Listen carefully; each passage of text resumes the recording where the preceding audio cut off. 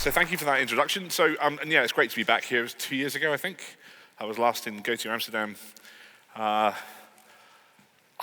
love the city, I love the conference. The GOTO events are pretty much my favorite conferences around the world. I've been lucky enough to be invited to Copenhagen, Aarhus, Berlin, Chicago, London, and I've been on the YOW tour in Australia as well, which is also an amazing event. But here today, I'm not here to talk about how great this conference is, although it is great. I'm going to be talking about how flow works and other curiosities.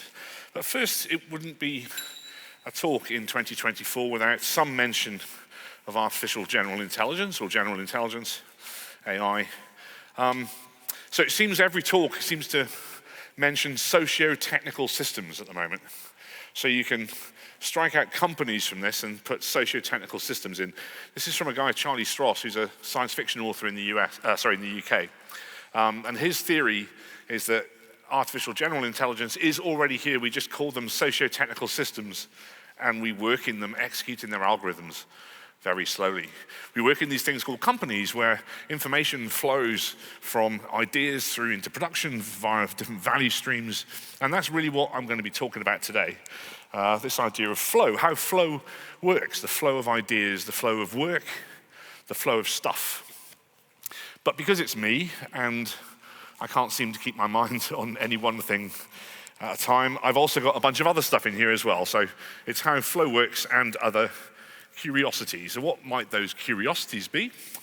So I'll be talking a bit about the surprisingly recent invention of all the things, why AWS and self-service ate your lunch, insert your self-service cloud provider there.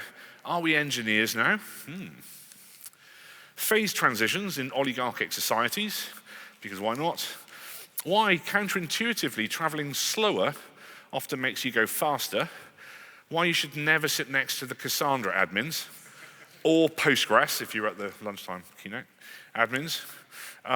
What Lego has learnt and can teach us about batch sizes, but I'll also then be talking about how flow works. If you don't know who I am, just very briefly, I work for a consulting company called Thoughtworks. I've been there a while now. It'll be coming up to 19 years in December, so 18 and a half years. I'm holding on for my second sabbatical at 20 years. We'll get there. We're a global consultancy. We've done a bunch of stuff around the place. I guess I'm best known for this article. So 10 years ago, Martin Fowler and I published the original definition of microservices, the 10 characteristics. But I'm not talking about microservices today, although maybe tangentially. And more recently, with my colleagues, I've been talking about, or writing up, a series of patterns on legacy displacement.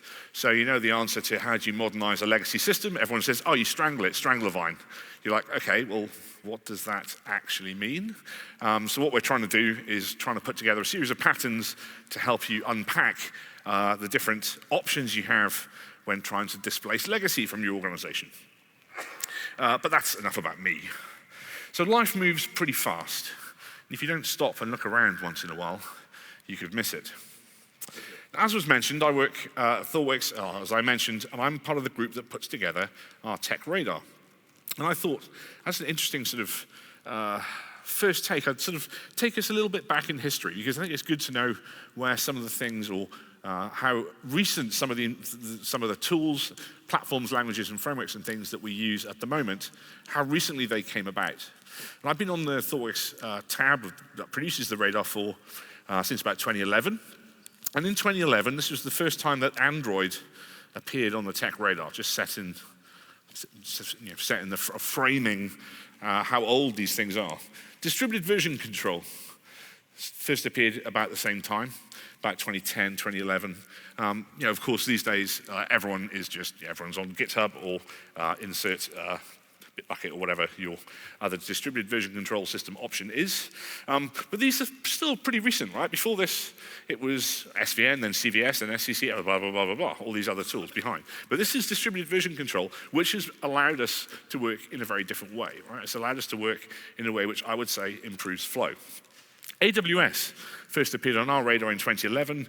In 2011, I was the fourth ever AWS trainer worldwide. So AWS didn't want to do their own training. So myself and a few others, Sam Newman, who's actually here as well, wrote Building Microservices, of course. We were AWS trainers, and this is one of the slides from the original training course we did with the original set of 2011 style features that they were offering on the platform.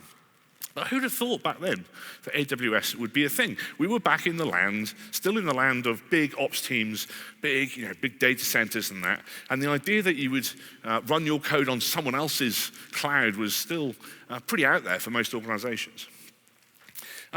Shortly after that, oh, by the way, this is why AWS is a thing. I like this idea. There's like a CIO who reads the Register or Computer Weekly, and they keep reading about platforms, right? And you've got this CIO, and he says, we need a platform.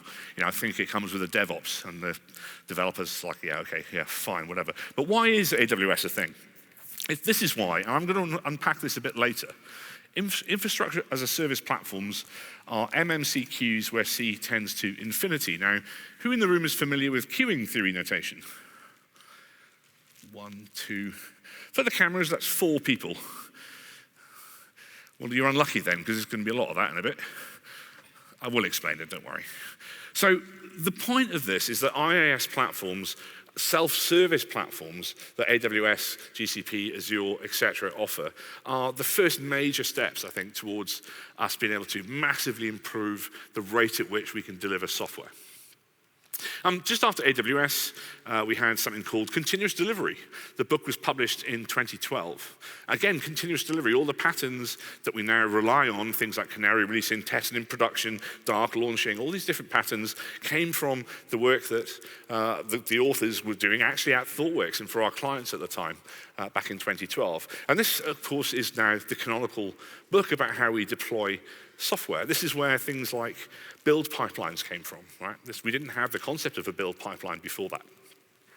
Shortly after that, we have microservices, first appeared 2012. And whilst microservices are not specifically about flow, I would argue that by breaking big things up, it enables more people to work on more things, which fundamentally is about improving the rate at which we can get stuff done.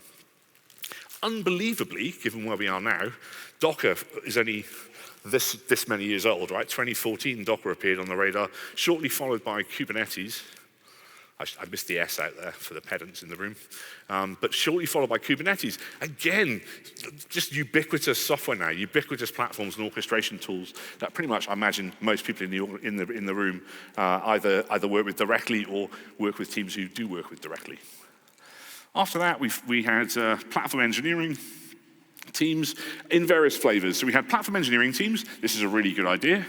And then after that, we had, no, not that sort of platform engineering team, like this sort of platform engineering team. And then we had product management for platform engineering teams, because no one was doing product management, and we had to kind of keep shouting at the clouds, right? Old people shouting at clouds. So we had lots of these platform engineering. And what is platform engineering about?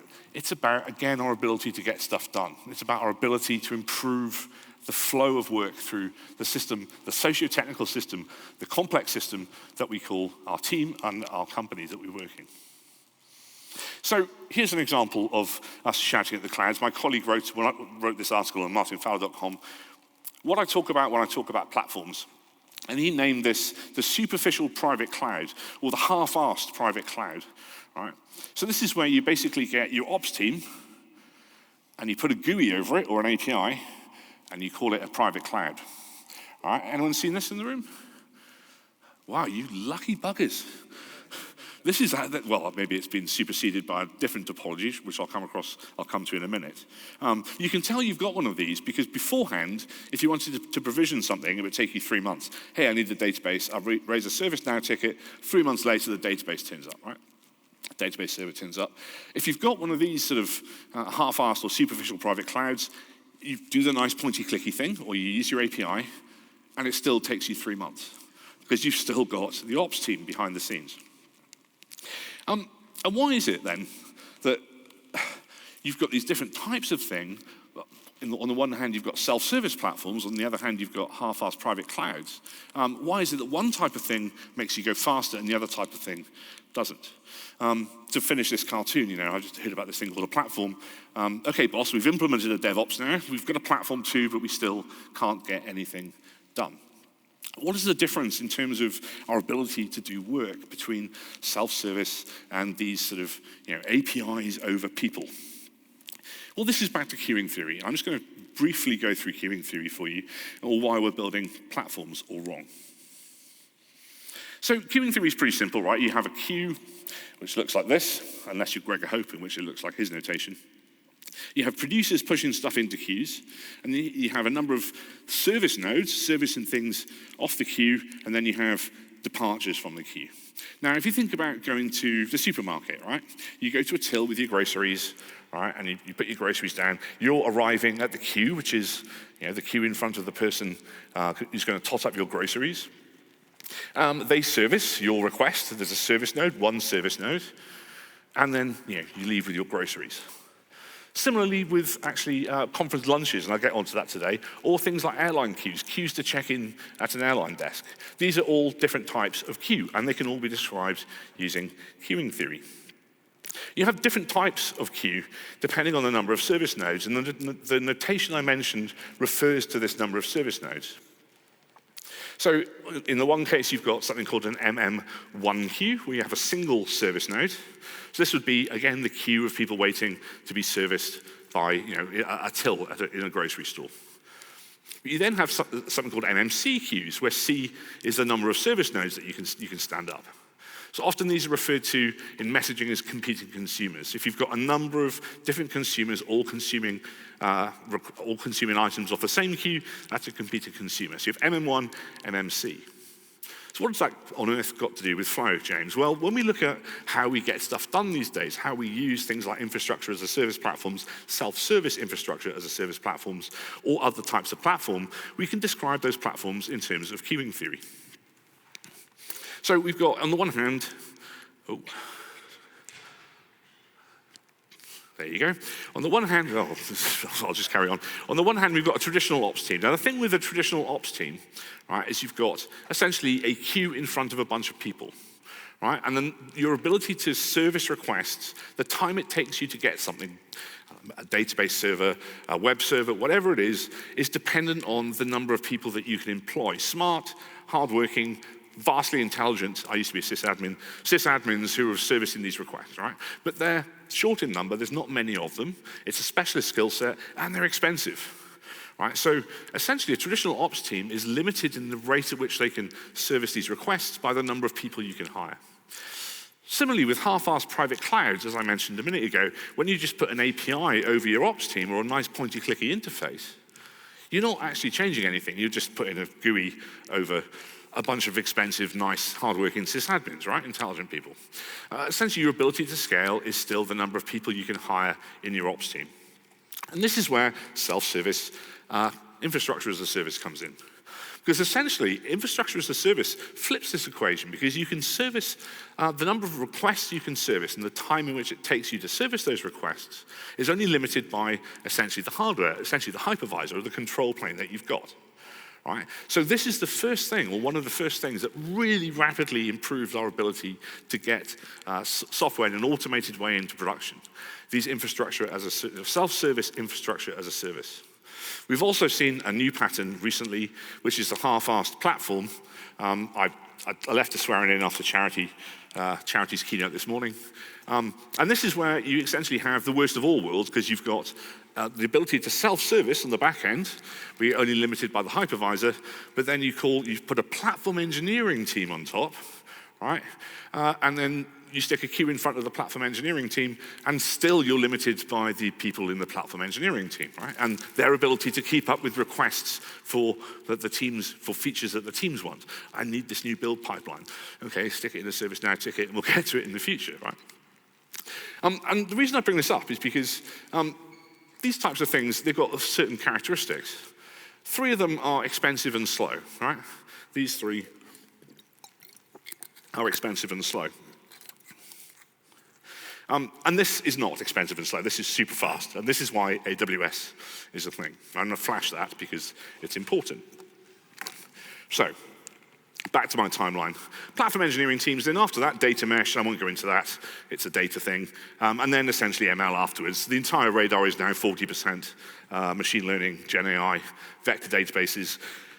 I made the mistake of saying I don't know how they work, and I was laughed at, so now I went away and I now understand how vector databases work. That's all fine, how vector stores work. Right, so we've had this amazing progression of technologies that have improved our ability to get stuff done. And I would argue the two most important things are probably self-service, but then we've done our best to limit our ability to use self-service by putting a team of expensive people in front of it again, right, and then limiting people's access to the self-service.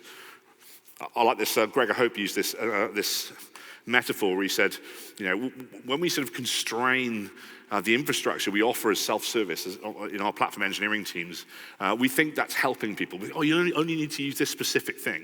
You only need to use this specific thing. So we'll only allow you to use this thing. And that will make you go faster. And he sort of uses this metaphor of like a 1,000-piece jigsaw set. Now, if you've got a 1,000-piece jigsaw set and you remove 100 pieces from the jigsaw set, it doesn't help you go faster, does it? In the same way that if you've got a self-service platform and you remove half the features that the self-service platform offers you, it doesn't help you go faster. In fact, it slows you down and frustrates things.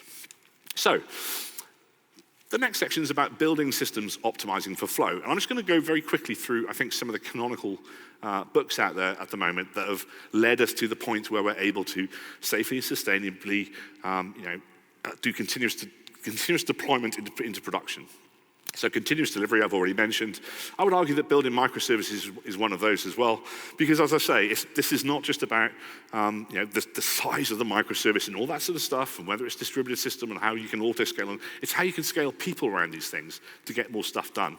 Building evolutionary architectures, this takes out some of the remaining impediments to flow, or describes patterns that you can use, fitness functions that you can write in, you can describe in code, which you can then run as part of your build pipeline, which takes out some of the, as I say, the impediments, the things like the hard stuff like audit or compliance or security checks or guiding your architecture. You can put that now into your build pipeline by writing tests called fitness functions. Underlying that, I would argue, is a set of other books. So the principles of product development flow, the economics of why agile and lean software development work. You've then got Accelerate. So Accelerate describes the research, or summarizes the research and the research method in the State of DevOps reports, and is fantastic as it's peer-reviewed research that points to a set of characteristics of socio-technical systems, organizations that help you perform more effectively. And then in this section, finally, Team Topologies, right? Which gives us a ubiquitous language about how we organize our teams together, how we structure our companies. And there's been lots of talks about that so far today, and I think probably will be tomorrow as well. But fundamentally what we've got is we've got a bunch of stuff that seems to work, and we've got a bunch of stuff that describes how this stuff works, the economics, the science, and the language about how this stuff works. Which brings me to this quick point. Are we real engineers now? So Dave Farley wrote this brilliant book during lockdown in the UK called Modern Software Engineering. And he asked this question, given that we've got this repeatable toolbox, or repeatable set of tools rather, and a toolbox, a set of patterns that we can use time and time again to build software in a safe and sustainable way, does that mean we're now approaching actual engineers, or are we still kind of reaching around in the kind of craftsperson era? Hands up if we think we're real engineers. One person, 3 people. Any advance on 3? No? Hands up if we're not real engineers. Okay, can someone who didn't put their hand up both times tell me what the hell we are then? Confused. Very good answer. So I'm going to be on the fence because it's been videoed, so I'm not going to come down on either sides because I'll get shouted at on the Twitters. Anyway. But this is a great book.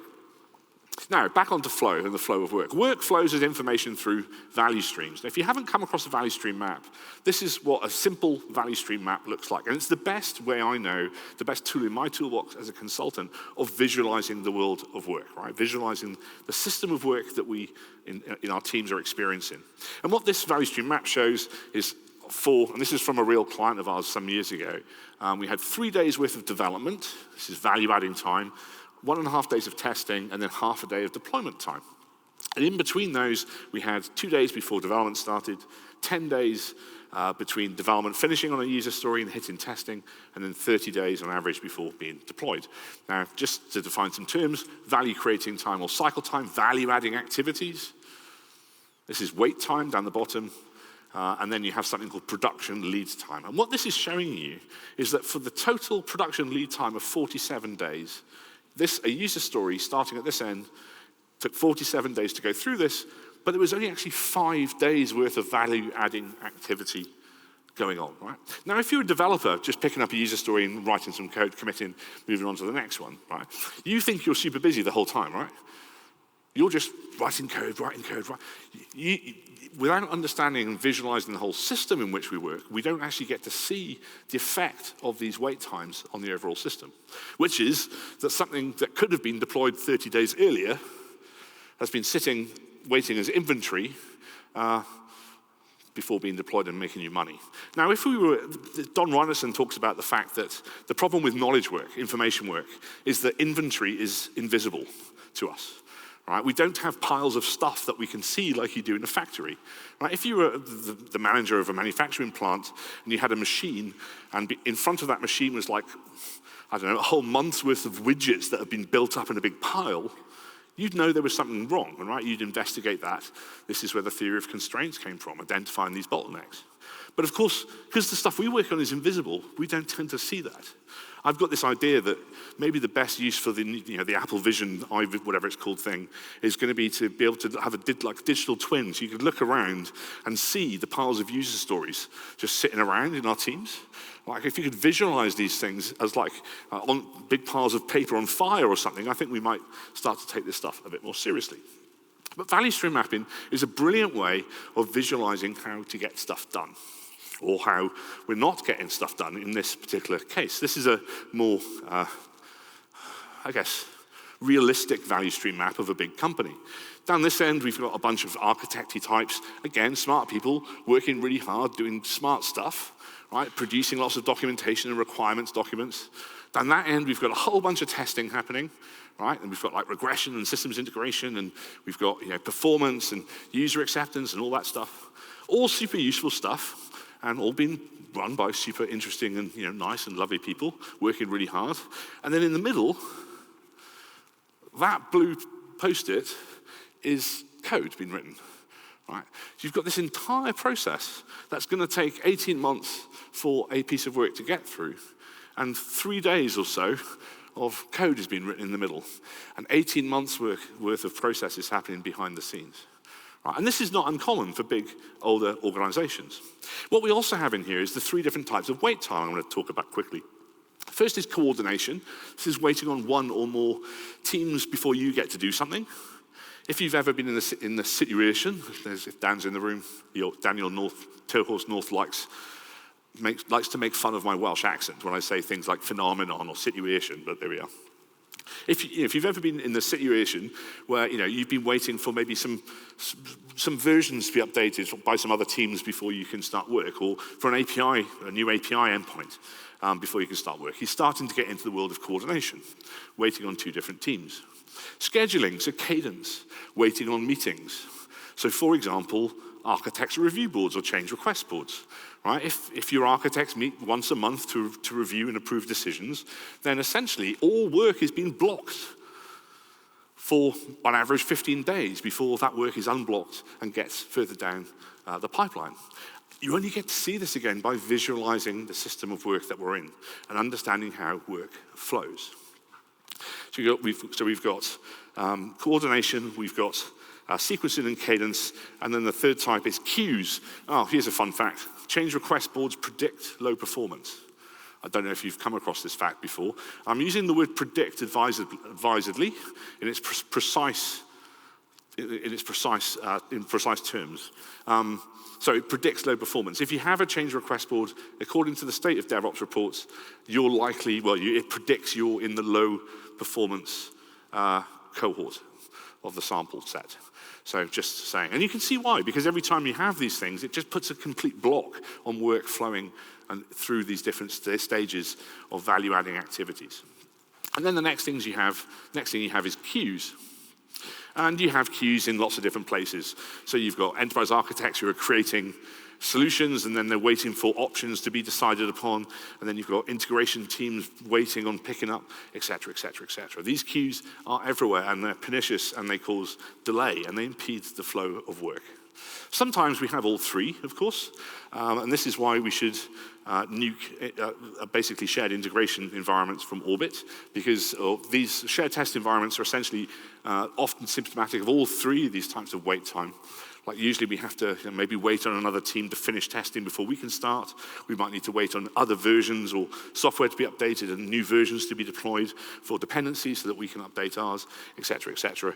And there'll often be a queue of changes waiting to go in, so we should nuke them from orbit. The fun thing is about this is that the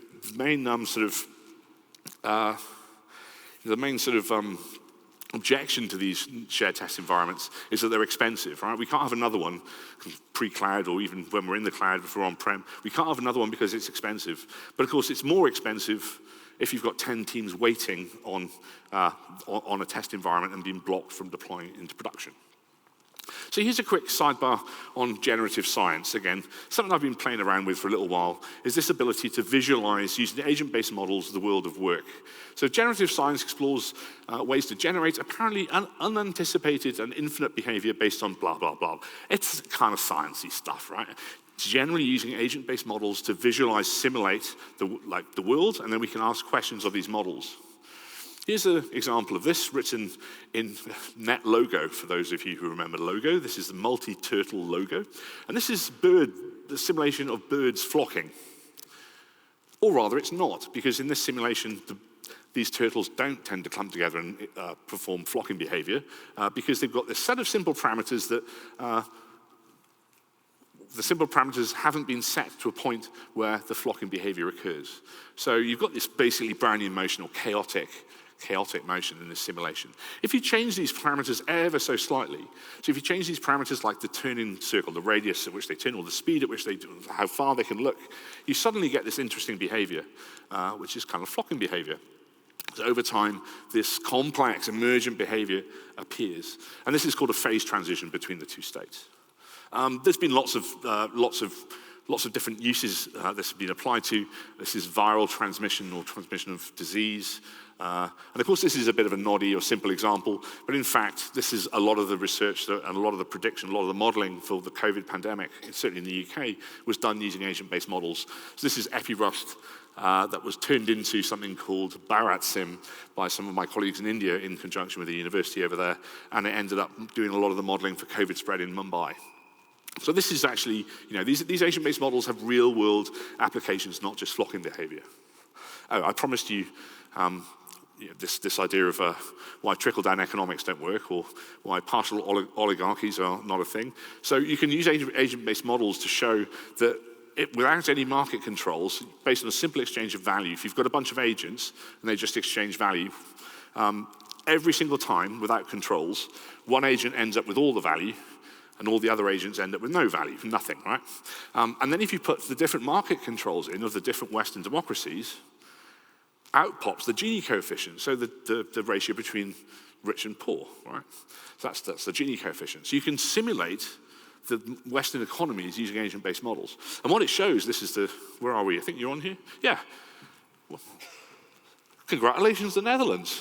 Your market controls mean that you're only you're not tending towards an oligarchic state. But everyone above this line is either a partial oligarchy, or if you're in the UK, a full oligarchy, to be honest. So you can use these models to do interesting things. But back to following the work. I mentioned we've got these different types of wait time. And we can sort of think about our teams and how our teams work in terms of these different types of wait times, how we visualize the work. And then actually, I'll come to it in a bit, we can model this kind of in interesting, fun ways using generative science. So the first thing I'd like to talk about is this idea of the principle of congestion collapse. When loading becomes too high, we will see a sudden and catastrophic drop in output. So Martin Fowler wrote a nice article on this called Slack, about the importance of having extra time or slack time in your team. So the principle of congestion collapse says, when you're working, have you ever been on a team when you're working like super, super hard, everyone's just going flat out, but nothing seems to be getting done, essentially. And because things are going slowly, some hippo says, or some highly paid person says, oh, I need to get my thing done immediately. So preempts everything on the queues, ticks it to the top, and then and then everything gets slower and slower and slower. That's essentially congestion collapse on your teams. Systems that are prone to this will experience congestion collapse when loading becomes too high, when there's too much stuff to do. Now we can kind of simulate this, again, using agent-based models. So this is an agent-based model, a very simple one, based on traffic flow on a highway. So these little things here are simulated cars, and this is a simulated highway. And it's a very simple model. There's just a number of cars, and they can go at a certain rate, and they can accelerate and decelerate at a certain rate up to a maximum speed. When you run the model for this number of cars, this happens. Much like our teams when we've got too much stuff to do, when you've got too many cars on a highway, the highway undergoes congestion collapse. It's a system prone to it, right? So this is when you're on a highway, you're on a motorway, water route, whatever they're called here, I'm not sure. And there's no incident, there's no crash, you're just bunching up and accelerating and decelerating. This is the highway undergoing congestion collapse, right? But there's another principle we can use to address this, which is called the peak throughput principle. Oh, there you go, the peak throughput principle. And what that says is we control occupancy to sustain high throughput in systems prone to congestion. And I argue, and it's true, that every system in which we work, the team, the organization that we work in, is a system prone to congestion collapse, right? So how do you control for that? You control occupancy. What does that mean? So for our teams, you've probably come across this idea of WIP limits, work in process limits, limiting the amount of stuff that's coming in to our team, limiting the amount of stuff that we work on simultaneously. That is essentially doing this, right? Controlling occupancy of work into your team in order to solve for congestion collapse. And I can show you a simulation of that as well. All I've done here is remove the number of cars in the simulation, the number of agents. And when you run the simulation, what happens is as it evolves, it moves towards a steady state. It doesn't undergo the phase transition towards collapse. And all I've done is remove the number of cars, right? Just limited the number of cars in this simulation. They can go at the same speed, accelerate, decelerate at the same rate, etc. But this is what happens. I don't know if you have smart motorways in the Netherlands, but in the UK we have these things where you have variable speed limits. So, at rush hour or whatever, if a queue is detected, then they lower the speed limit. So there's two ways actually to control congestion. You control occupancy, the number of cars or the amount of work going through.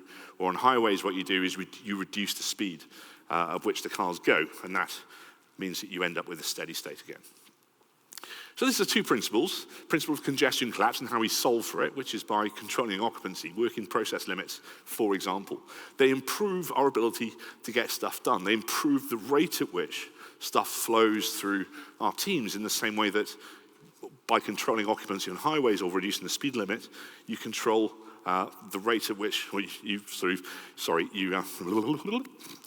by reducing the speed limit or by reducing the number of cars, what you do is each of these drivers is going to get to the end place faster than if you didn't do it. This is the counterintuitive thing about slowing down to go faster. Actually, if you slow down sometimes, you do end up going faster. The next one is the second queue size control principle. Don't control cycle time, control queue size. Now, most of the teams I've worked on, what we've tended to do in terms of understanding our progress when we're building products is to think about things like velocity, either doing story counting, count the number of stories we've done per unit time, or we look at cycle time, maybe. Right? We look at the rate of the cycle time, the length of time it takes for a story to come to our team and come out of our team. But actually, those are trailing indicators. You only find out if you've got a problem with those metrics after the fact, right? You only find out afterwards, right? Surely it would be better if we could understand if we had a problem on our teams or anywhere else earlier. So this is an example of that. How long do you have to wait for lunch at conferences? And I've got good news for you here because they've solved for this here.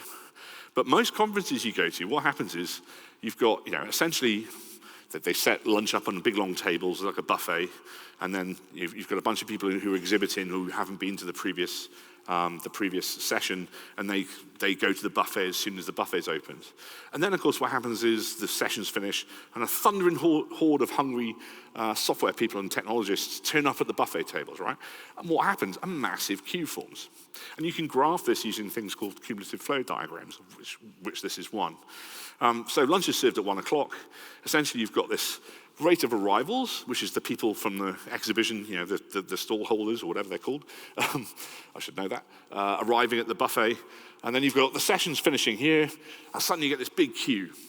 Now, the problem is you've got a constant rate at which the buffet tables can service requests for food. All right? Now, if you were to think about cycle time, if you were to wait until someone had got their food and then ask them, you'd be waiting this long before you knew you had a problem, right? You'd have to wait for a long time before you understood that there was a problem with queuing for lunch.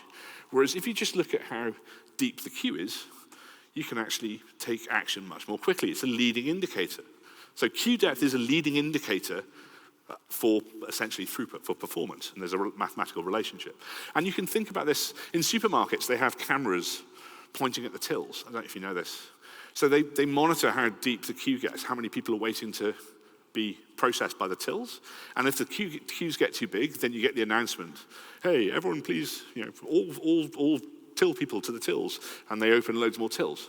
Because they're measuring queue depth and not cycle time. They're not waiting until you leave the supermarket and asking you how long it took, essentially. And we can do the same thing on our teams. Right? We can think about how much work we've got up front, because that's going to tell us what our cycle time is at the back. And then we've got this idea of batch size queuing principle. Reducing batch sizes reduces cycle time. I'm just going to check the time here, because that's saying something very different to this. Excellent. Good. That's because I've got exactly 10 minutes of content. Not. Don't worry, I've got 30 minutes of content, so I'm going to have to start speaking very, very fast. So there's a relationship between batch size, queue depth, and cycle time, as I mentioned. It's quite simple, right? If you've got two big batches of requirements, which is represented by these shaded areas of the graph here, right? So stuff has been finished, but then it's been deployed at this point here.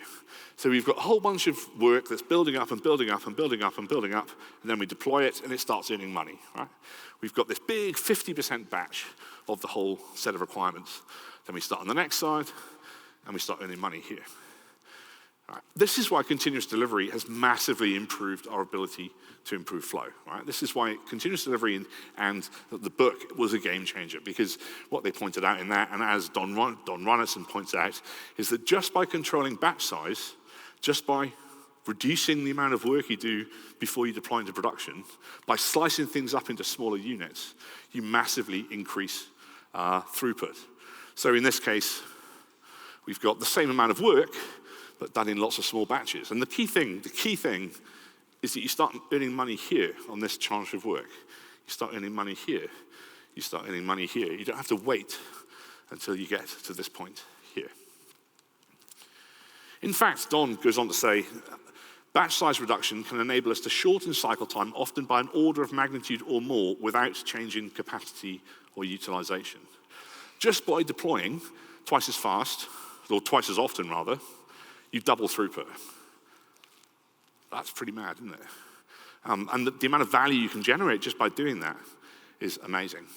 Now, the fun thing about this is people get quite shocked at this idea, because it seems obvious when you sort of think about it, but it's also quite counterintuitive to start with, that just by deploying more often, we're massively improving our throughput and reducing cycle time. But again, it shows the importance, I think, of understanding the socio-technical system in which we work, the organizational structures and the systems in which we work. And looking at it in the whole, in the large, as opposed to in the small. Not just looking at the things I do day to day, which is fundamentally, as a software developer, what did I do? I went to when we were working, when we were in person, not remote, I'd go to the Kanban board, I'd pick up a user story, I'd finish with my pair, and I commit it, and I pick up another one. But without looking at the whole thing, you don't get to optimize for the whole thing. And so again, that's often my advice, is to understand some of these tools, learn how to use value stream mapping yourself. You don't have to hire people like me to come in. I mean, you can, and we're really good, honest, but we're quite expensive, and all we do is bring this toolbox in and use the toolbox to tell you the time, right, with your watch. You can learn to use these tools yourself, and I would recommend you going out and doing that. So, I'm going to come on to the next bit, because I did promise in the abstract, I think, the curious domain model of the world of work. So using generative science to model the world of work, and this has been an ongoing project of mine for 6 years or so now, trying to understand whether we could take our experience in teams, writing software, and try and distill it into something that we could actually simulate. We could actually use to make predictions of the future, actually demonstrate some of these ideas. And I think we can. It's not easy, but you can do it. So if we take this, for example, go back to this value stream map, what we have over here is a bunch of, again, smart people, architects, solution architects, etc. And they're doing a bunch of stuff. They're creating design solutions, they were called, and they're deciding which solutions should be implemented and all these sorts of things. But fundamentally, all they're doing is transforming one thing into another thing. One thing that has less value into something that has more value. So in this case, the enterprise architect machine, we're all machines, sorry, not. The enterprise architect machine takes business requirements, documents, solution designs, and they sit on the enterprise architecture says no committee, and they turn those things into options and designs where they get picked up and moved further down the value stream for other people to pick up. Essentially, you have an inbox with a bunch of stuff in it, and then you have an outbox, and that stuff goes into there, and it's more valuable here than it was there. In the same way that raw materials, like maybe, I don't know, widgets that get turned into a car, where you've got a bunch of widgets that are less valuable than the car that they get turned into. And then you can start thinking about, well, we've got these different wait times and so on, different types of things. Synchronization, we've got scheduling, we've got meetings, we've got queues. Can you simulate that? And yes, of course you can. I mean, essentially, this is what operating systems do. You can simulate all this stuff using interrupts and so on. And then you can think about the behavior of the people on your team. Think about the behavior of agents. Well, you can model the behavior of people as something called behavior trees, which is essentially a graph representation of a finite state machine. These are very popular in computer gaming. So a lot of the NPCs you'll find in computer games are modeled up until very recently using behavior trees. So essentially, you've got a bunch of stuff down the bottom. So in this case, if you want to program an NPC, non-player character, to be able to automatically enter a room and look for stuff, you can use one of these things that looks a bit like that. So when you get these agents and these agent-based models, you've got the behavior trees, you can understand how work flows. You can start to write some code, which is what me and my mates did. We wrote a bit of code. This is C#, because don't let anyone tell you that C# isn't awesome. Like on the Mac, C# is amazing now with Rider. Just shout out to the JetBrains folks who probably are around. Absolutely love C#. But you can model, building these behavior trees, model the world of work. And then you can put it all together and you can run simulations for how we work. And what this is showing is essentially, it's a Kanban board with a bunch of different user stories of different sizes, and the user stories are picked up by different humans, and they've got different behaviors depending on the human. Some of them like writing code, so they'll write some code and commit some code. Some of them like testing, so they'll test some code. They don't actually run tests, we simulate that. And sometimes they find defects, and sometimes they don't. And then we can run these, and we can find out interesting things. And this is an example. Actually, I'm going to go back. This is an example I'm about to show you, which summarizes the things about batch sizes and so on. Where I've got one team which I'm simulating, which is like a waterfall team. And the waterfall team takes 100% of requirements, and code has to be written before it can be tested. Everything has to be tested before it can be deployed and so on. And then the other team is a kind of, quote, agile team where they're doing single piece flow. As soon as the user story is finished, a tester can pick it up if they're free. And then when you run the simulation, you get fun things happening. So this is the waterfall team, blocked and everything, obviously. This is the agile team, who's already delivering lots of stuff. Blocked still. And when you run these simulations over and over with different team sizes, different team shapes, different number of roles, what you end up with is graphs that look like this when you look at single piece flow versus 100% batches or waterfall. And what this is showing, the red line is the cumulative value delivered by the lean or agile or whatever you want to call it team. The team working single piece flow, deploying as soon as they can, testing as soon as they can. The blue line is the cumulative value of the waterfall team. I think you can probably see it's not as much, right? And again, the lead times here. So this is like the DORA-style lead. Well, it's actually not DORA-style lead time. It's the production lead time, again, for the system. And so what I'm hoping to do is develop this a little bit further so we can start to do things like model team topologies, put that in there, model things like platform engineering, a whole bunch of other stuff. So I'm going to leave you with a few notes. So first off is Charlie Stross again. Artificial intelligence, general intelligence is already here. We call them companies and we get paid to execute their algorithms very slowly. More or less that's what we're doing. We're just taking stuff that's less valuable, thinking of it, turning it into stuff that's more valuable, executing these algorithms in the socio-technical machine in which we're sitting and we get paid to do. So how flow works, the curious domain model of how we work. Here's some principles. So thinking about if you're undergoing congestion collapse, think about how you can solve for that, using the peak throughput principle, for example, controlling occupancy, so WIP limits and so on. Queue-size control principle, don't control cycle time. If you've got a bunch of stuff waiting to get done in front of your team, someone's going to be pissed off because the thing at the bottom is going to take ages. And that person's going to be pissed off if it's their requirement. Batch size queuing principle, reducing batch sizes is the easiest way to improve throughput. Batch size reduction, again, can enable us to shorten cycle time, often by an order of magnitude or more, without adding people or making them work harder or later. So I mentioned these books at the start. And this is sort of stuff we do that seems to work. This is sort of how it works almost. But then I think there's a bunch of other sort of texts out there, a bunch of other research out there, which if you've seen some of my other talks about complexity science and complex adaptive systems, these feature quite highly. And a lot of this stuff, the simulations, all of that comes from the study of complexity, a lot of it out of the Santa Fe Institute. All of this flows from this. Finally, I did mention about Cassandra admins. So this comes from, again, improving flow. How do you improve the communications and communication flow, how information flows in an organization? I was at an event in the Caribbean, because someone has to be at an event in the Caribbean. And I was there, bizarrely, with two people, Adrian Cockcroft and Melvin Conway of Conway's Law. I've told this story before. And we were sort of talking about the ways to which we'd use Conway's Law to improve the way work flows and to improve organizational designs. And Mel Conway was, I wrote this like 50, 60 years ago, and suddenly we've got these people telling us that these unicorns are using these ideas. And Adrian Cockcroft was talking about how, essentially, in Netflix, they structured themselves so that the people who needed to communicate, who needed to have the fast flow of information, sat next to one another, and the people that didn't. So if you were building the GUI for the Samsung TVs, you sat as far away from the Cassandra admins as possible, because you didn't need to speak to them at all. And that's why you should never sit next to the Cassandra admins.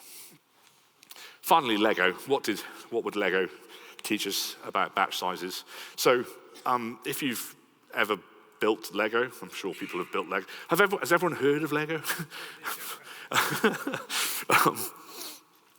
So, when I grew up, Lego came in sets with just bags of bricks, right? It was just all completely random. Now, if you've got kids now, or even are like myself, an adult friend of Lego, that's a real thing. And you sort of collect Lego sets now. What do Lego do now? They put all the bits for a particular set of pages into one bag, right? And then so, the first and second bag will be the first 30 pages, then the third bag will be the next 10 pages, et cetera, et cetera. What Lego have learned over decades and decades of learning how to build stuff effectively is that the best way is to reduce batch sizes by shrinking them down. So think about that. When you think about batch size, what would Lego do? Okay, and that's all I got for you. I'm James. I'll see you around. Thank you very much.